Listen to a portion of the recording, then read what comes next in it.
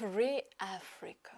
With these words, the founder of the PMC Wagner, Yevgeny Prigozhin, recorded a video message supposedly from one of the African countries. According to him, his mercenaries are making Russia even greater on all continents and Africa even more free. Moreover, he assured that the Wagneris are carrying out tasks that were set and for which they made promises to keep. I'm Drutska, and I'm here to tell you the main news happened over the past day of August 22. Yevgeny Prigozhin might be trying to restore his private military company Wagner in Africa. These efforts are essential for the survival of the PMC. Analysts from the Institute of War Studies noted that representatives of Wagner and possibly Prigozhin himself arrived in Mali on August 19th, possibly to discuss the situation with regional security or cooperation with Niger. One of the sources associated with the PMC published footage on August 25th showing Prigozhin claiming to be in Africa and that Wagner is increasing its presence on the continent. A Russian insider claimed that Prigozhin began a media campaign depicting Nigerians pleading for Wagner's intervention to help the PMC secure a contract with Niger, thus having military campaign saved.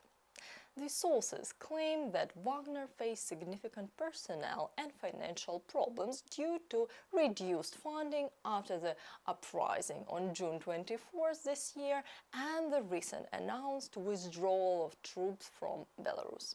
The PMC's contingent likely consists of thousands of individuals who could be employed in operations in Africa if Wagner can both secure a contract and deploy personnel from Russia and Belarus.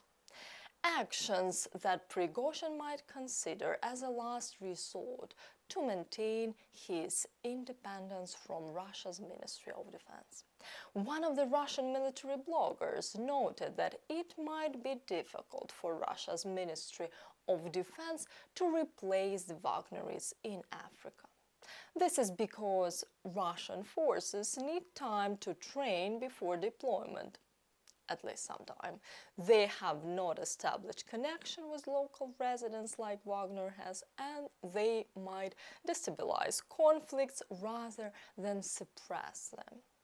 If Wagner can secure contracts in Africa and deploy its personnel before the Russian Ministry of Defense does, then Prigozhin and the PMC Wagner will retain at least some ability to operate independently in Africa.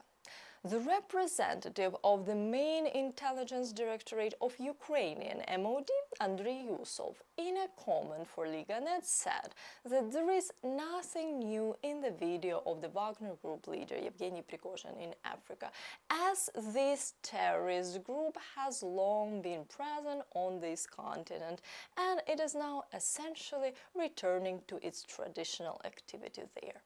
He noted that Russia would continue trying to expand its presence, including in African countries, using Wagner Group militants to weaken Western and European nations and employ this tool as pressure on them in contexts including the Russia-Ukrainian war.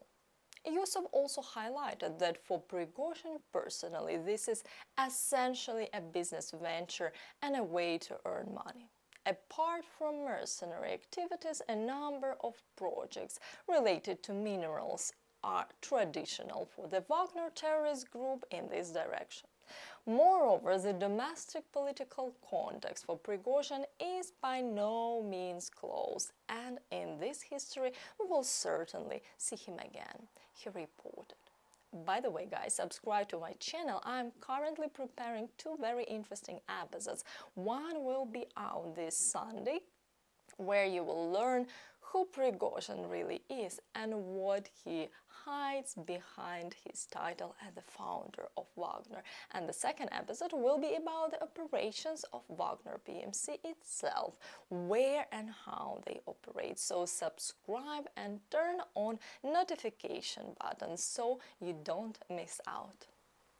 Moving on, the president of Russia, Vladimir Putin, addressed the participants of the BRICS business forum via a video message.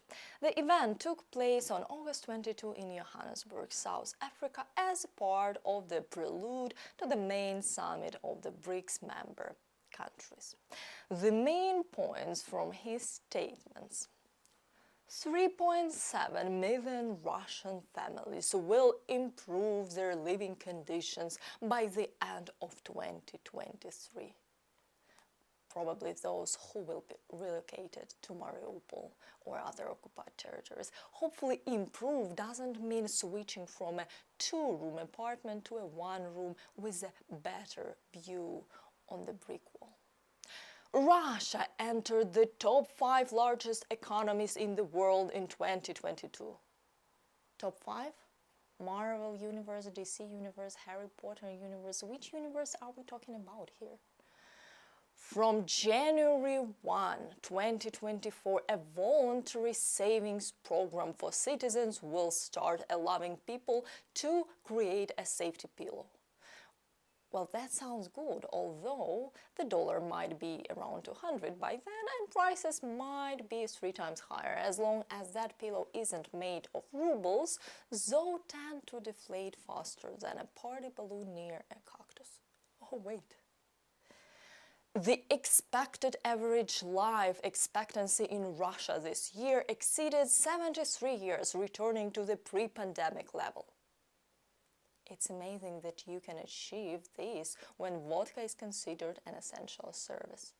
And your men have been mobilizing to the war even without any particular training. And they die. Anyway, within BRICS, the irreversible objective process of de-dollarization is gaining strength.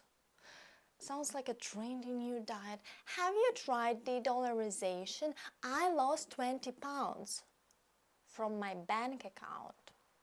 In general, all of this is interesting, but Putin's isolation continues and his fear of traveling to other countries and ending up on an express to The Hague is evident.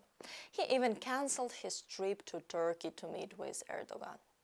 And another piece of news. Putin removed General Sergei Surovikin from his position as the commander of the aerospace forces, as reported by the former chief editor of Echo of Moscow.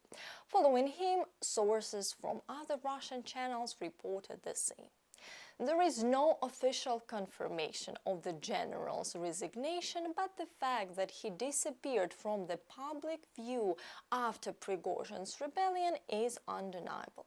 Surovikin hadn't appeared in public since June 24, when the founder of Wagner PMC, Yevgeny Prigozhin, attempted a military revolt. It was even earlier reported that the general might have been arrested, but now it's reported that he remains at the disposal of the Ministry of Defense of Russia, meaning he hasn't been dismissed from the army and is currently on a short leave. The main thing is that he doesn't drink too much tea and doesn't spend too much time near windows on his vacation. See you in my next videos. Slava Ukraini!